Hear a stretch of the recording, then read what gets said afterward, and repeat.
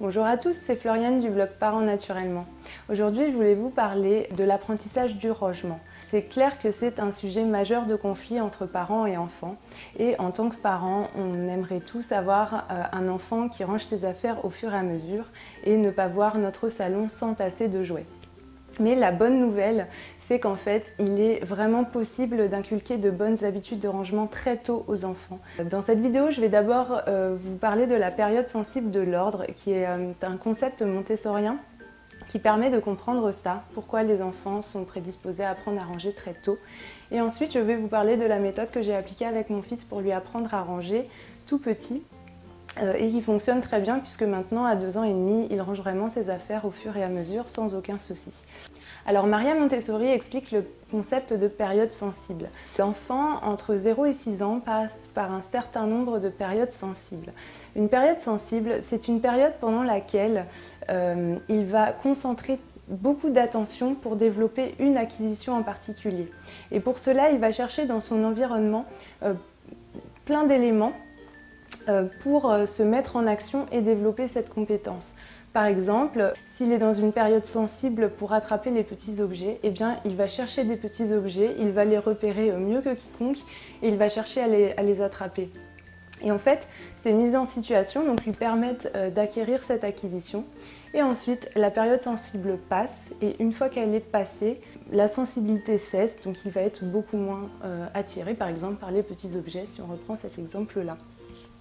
Si l'enfant n'a pas pu rencontrer lors de sa période sensible des éléments dans son environnement qui lui permettent de s'exercer pour acquérir cette compétence, on a comme en fait manqué le coche. Ensuite, cette même acquisition sera beaucoup plus difficile à acquérir pour lui. Donc il est vraiment intéressant de proposer lors d'une période sensible de les repérer et ensuite de proposer à l'enfant des activités ou du matériel qui lui permettent de s'exercer pleinement et ce qui lui permet de développer son intelligence en fait.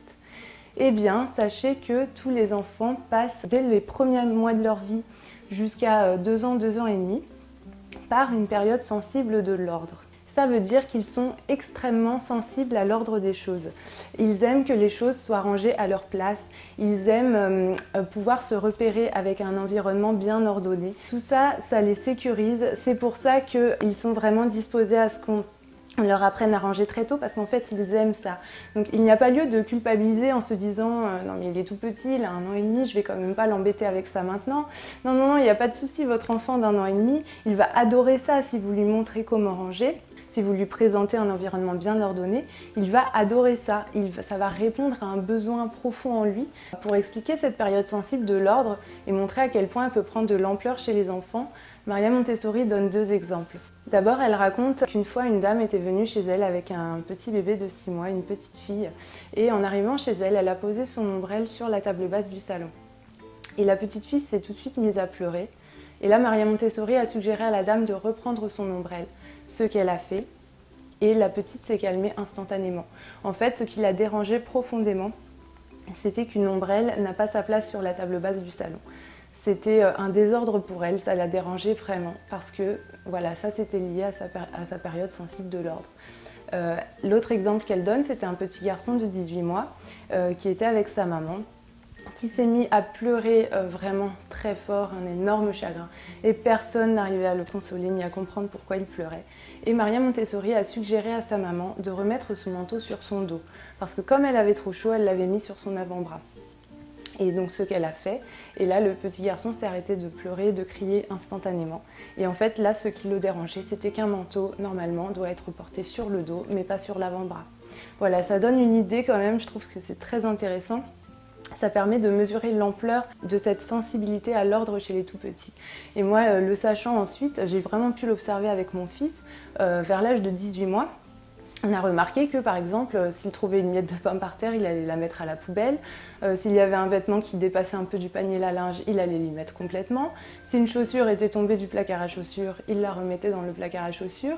Et on voyait qu'il aimait bien que les choses soient rangées à leur place, mais clairement.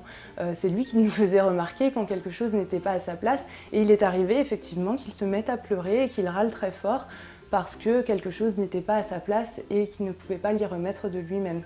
Donc tout ça pour dire que c'est vraiment cette période sensible le moment d'inculquer les bonnes habitudes de rangement aux enfants. C'est beaucoup plus facile si on exploite cette fenêtre-là que si on attend qu'ils soient plus grands. Et ils vont y prendre du plaisir, ça va répondre à un besoin profond en eux. Alors maintenant, je vais vous parler de la manière dont j'ai procédé avec mon fils. Donc nous, on a commencé à peu près à l'âge d'1 an. On aurait pu commencer bien avant, ça c'est clair. C'est juste qu'avant, je n'étais pas encore bien informée sur la pédagogie Montessori, etc. Donc on a commencé à ce moment-là. Mais c'est possible de commencer avant. Tout simplement en proposant un environnement bien rangé, bien ordonné. Donc déjà, essayez d'avoir un intérieur bien rangé. C'est sûr que c'est pas toujours évident. Enfin, moi je sais que je suis loin d'être un modèle de perfection là-dessus, mais ça aide l'enfant clairement dans sa période sensible de l'ordre et ça l'aide à apprendre à ce niveau-là en fait. Donc déjà que la maison de manière générale soit bien rangée et ensuite pour ses affaires à lui, de les ranger le mieux possible, chaque chose à sa place et pour son espace de jeu, et bien de prévoir des étagères basses où il puisse se servir, donc des étagères à sa hauteur, mais que les jeux ne s'entassent pas dessus, qu'ils soient bien distincts, que ce soit des jouets ou du matériel Montessori, qu'ils soient rangés de manière à ce qu'il puisse se les représenter clairement dans son esprit, à ce qu'il sache où les ranger. Et ce qu'il faut absolument éviter, c'est le coffre à jouets qui déborde, le fait de tout entasser à un même endroit. Donc comme je le disais, on a commencé quand mon fils avait 1 an et là on a acheté donc ce type d'étagère et on a réorganisé son espace de jeu et on a placé ses jouets et son matériel sur ces étagères en veillant à ne pas trop surcharger de cette manière-là en fait. Donc vous voyez à chaque fois sur une étagère comme ça, il y a 1 ou 2 jouets. Là il y en a 2 par exemple, mais pas plus, il ne faut vraiment pas que ce soit surchargé et c'est ce qui l'aide ensuite à les remettre à leur place une fois qu'il les a prises. Donc quand il a eu 1 an, on a fait ça dans un premier temps. Et ensuite, on a commencé à prendre l'habitude de toujours ranger avec lui à la fin d'une activité. C'est-à-dire que si on faisait une activité avec lui, à la fin, quand il avait fini, on lui disait « c'est fini, d'accord, alors maintenant on range ». Et on rangeait. On rangeait pour lui, bien évidemment, à ce stade, mais on lui expliquait bien ce qu'on faisait.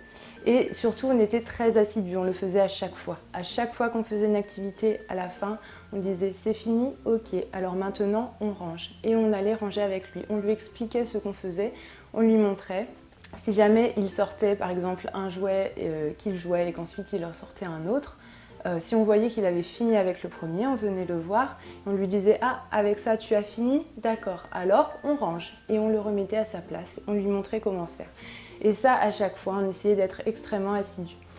Et ça a fini par faire son chemin. Et on a remarqué, donc quand il avait environ 15 mois, à 15 mois, on pouvait le lui demander.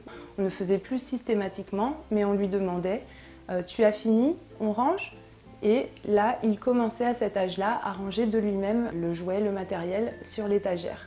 Donc là, c'est quand même petit, 15 mois, donc je ne dis pas forcément que ça doit être 15 mois pour tous les enfants, hein, bien évidemment, chacun apprend à son rythme, mais pour dire que bon, il faut être très assidu, c'est long, mais à la fois, ils intègrent quand même assez vite pour cet âge-là, je trouve. Donc à 15 mois, on a remarqué qu'il commençait à ranger de lui-même, et à l'âge de 17 mois, il rangeait de lui-même sans qu'on le lui demande. Donc à 15 mois, il fallait lui demander de ranger. Et il le faisait quand on lui demandait. À 17 mois, pas à tous les coups bien sûr, mais de plus en plus, il rangeait de lui-même. S'il ne le faisait pas, on le lui rappelait et là il le faisait. Vers 18 mois, c'était quasiment systématique, mais vers 18 mois, je crois qu'il était à une sorte de pic de période sensible de l'ordre parce que c'est là justement qu'il voulait tout ranger dans la maison. Mais à 18 mois, il rangeait vraiment tout systématiquement à sa place. Alors maintenant, à 2 ans et demi, donc il range à peu près, il a vraiment pris l'habitude de ranger ses affaires au fur et à mesure. La plupart du temps, quand il sort quelque chose, il le remet à sa place de lui-même. Donc les premières fois, ça fait vraiment trop plaisir, hein. On voit qu'il a sorti quelque chose, on repasse plus tard, c'est retourné à sa place sur l'étagère sans qu'on ait rien eu à demander. Ouf. Après, forcément, il y a des fois où il ne veut pas ranger et c'est là qu'on essaie vraiment de ne pas lui mettre de pression. S'il n'a pas tellement envie, si je dois le lui rappeler, je ne vais pas lui dire « il faut ranger ça », soit je lui dis sur le ton de la légèreté, tu ranges. Mais maintenant, à cet âge-là, bon, il peut se braquer plus facilement, donc je vais utiliser la description. Ça, j'en avais parlé dans mon article sur les techniques de parentalité positive, mais je vais lui dire par exemple « tiens, il y a des petites voitures au milieu du salon ». Tiens, il y a des livres sur la table basse. 9 fois sur 10, il va aller les ranger parce que c'est lui qui a pensé de lui-même qu'il allait devoir les ranger. Moi, je ne lui ai pas donné de directive. Du coup, il se sent acteur, responsable et forcément, ça marche beaucoup mieux. C'est vraiment par phase, hein, mais il y a des moments, donc notamment à 2 ans, pile, avec les histoires d'opposition, etc., période du non. Il a eu, par exemple, pendant une semaine où il ne voulait plus ranger grand-chose. Là, je n'insistais pas du tout, mais par contre, je le faisais moi. J'en faisais pas tout un plat non plus, parce que déjà, il est vraiment tout petit et je voulais pas le bloquer. Le rangement doit rester quelque chose, à mon sens, de positif. C'est censé être un petit peu comme un jeu, un plaisir. Et j'ai pas du tout envie d'intégrer cette notion de contrainte, de corvée, parce que je pense que c'est le meilleur moyen finalement de le braquer.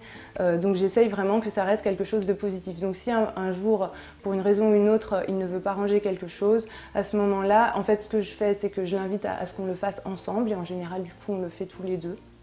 Ça se passe bien quand même, il prend une partie, je prends l'autre et on y va ensemble. En l'accompagnant comme ça se passe mieux. Et puis si vraiment il ne veut pas, je lui redemande un peu plus tard et puis au pire je lui dis que je range, que j'aurais mieux aimé que ce soit lui. Après il est encore petit mais je n'ai pas envie de le braquer par rapport à ça. Alors si jamais votre enfant est un petit peu plus grand, que vous vous dites mince, j'ai loupé cette période sensible de l'ordre et maintenant il en met partout, il sort tout à la fois et comment je fais? Bon, bien sûr, tout n'est pas perdu, hein, il est tout à fait possible d'inculquer cette habitude-là plus tard. Ce sera peut-être un petit peu plus long, un petit peu plus difficile à mettre en place, mais c'est tout à fait faisable, bien évidemment. Dans ce cas, je pense que la meilleure manière de procéder, c'est d'abord du coup d'en parler avec votre enfant. Disons avec un enfant de 3-4 ans, vous pouvez lui en parler, lui expliquer que vous aimeriez trouver avec lui des solutions pour mieux ranger au fur et à mesure, lui expliquer l'intérêt, c'est que maintenant il pourra probablement trouver ses affaires plus facilement si elles sont mieux rangées, que ce sera plus agréable pour tout le monde, etc. Et puis voir avec lui, par exemple, pour réorganiser sa chambre, vous l'impliquez, comme ça il se sentira considéré, il sera acteur et il y a bien plus de chances qu'il coopère dans ces conditions-là. Et puis s'il faut ranger énormément de choses d'un coup, par exemple une chambre qui est en bazar total, vous n'allez pas lui dire range ta chambre et puis vous en allez, parce que là forcément ça risque d'être compliqué. Mais par contre, accompagnez-le. Vous pouvez lui dire, bon alors, par quoi on commence? On pourrait commencer par les livres ou par les peluches. Donc s'il choisit les livres, d'accord, les livres, où est-ce qu'on les range?